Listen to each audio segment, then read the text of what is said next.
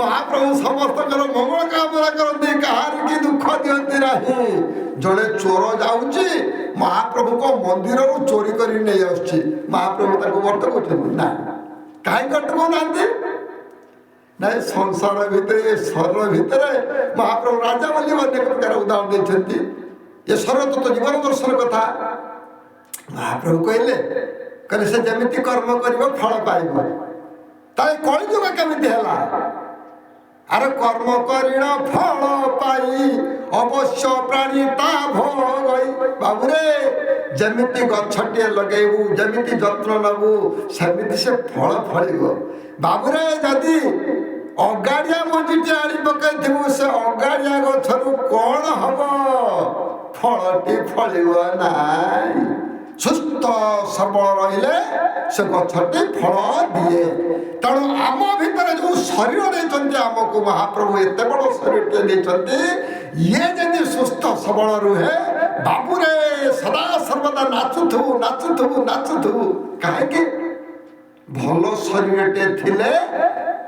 ये आत्मा परमात्मा छाड़ी के जीवे नहीं जमिति आमे भल सुंदर कुठाटे करदेले से कुठा घर रहा इच्छा हुए पुराणा कुठाटे पड़ी आसती ठीक से महाप्रभु कहले ये शरीर को पाई रे बाबू ये शरीर को सुरक्षित रख कहीं मद मांस खाई ये शरीर को रोगक्रांत कर कहलु प्रथम कौन दूरे चिंता कर ये कथा कही महाप्रभु बुझेले कहले रे मनीष मनीष मुझे दिव्य ज्ञान देखी संतुष्ट भगवान तो पाखर कौ ज्ञान देखिले मु संतुष्ट हेबी ना प्रथम ज्ञान देखिली तोर भेष भूषा सब आनंद तोर अच्छु चंदन चर्चित नव कले बर चित्त बसन बन मारी तू मोरी भली देखा जाऊँ रे बाबा तू मोरी पाख भली देखा जाऊँ मोर बंधु हबुनी तेणु बंधुटीए ही जा भगवान पाखे बंधु हो गला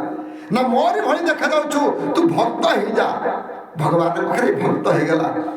मो सेवा करुछु सदा सर्वदा मो पाखे रही जा प्रभु के पाखे सदा सर्वदा शांति रहे चेष्टा कला जिते बड़े आवे प्रभु के पाखे शरणागत हो जाती हमार डर क्या को डर नहीं से तो कहले जिते बड़े बाप माँ पाखे पुओ थाए पुओ को डर अच्छी डर नहीं कहीं डर नहीं जिते बड़े अन्य किसी दौड़ी आसे हाँ पुओटी पाख कई जन दौड़ी पड़े से मारिया पुओटी दौड़ी जाए क्या पाखक बाप माँ के पाख बाप माँ तक कुड़े निजे माड़ खाई पुओ को रक्षा करती निजे न खाई ये पुओ को से खाया देला निजे न पिंधि से पुओ को से पिंधिया देला आज से पुओ बाप माँ को भिन्न करुई जीवन आमे अल्पायस हबानी तो हम किए आमे अल्पायस हबानी तो हम किए कथा आम शुणुंट अनेक पुराण शास्त्र रे कौन शुणुंट पिता माता कल्याण पुत्र हुए सुखी आमे सुखी केबे सुखी पारना आमे केबे सुखी पारना आमे सदा सर्वदा रोगक्रांत सदा सर्वदा दुखी आम जीवनटा यही भाव में कटि जाऊँच एक कथा महाप्रभु कहले महाप्रभु कहले ना मोर भक्त जो शुभ अशुभ नहीं तार संसार नहीं गुण दोष से प्राणी मोहर विश्वास तेणु विश्वास मिलती हरि विश्वास मिलती हरि भगवान को पाइबा आम पाखे भाव दरकार भगवान को सेवा करने आमको टे सुखाद्य दरकार आम जी आमिष भोजन करें आम ठाकुर मंदिर को जापी ना ना मुझे आमिष खाई ठाकुर मंदिर को जी कहीं कौन पाई मन भितर अहंकार आम पाखे अच्छी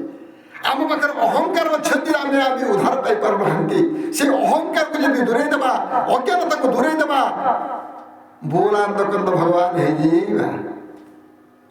तेणु भाव रस कथा ये भक्ति भाववाणी जानिले शुणिले सीना उधरिब प्राणी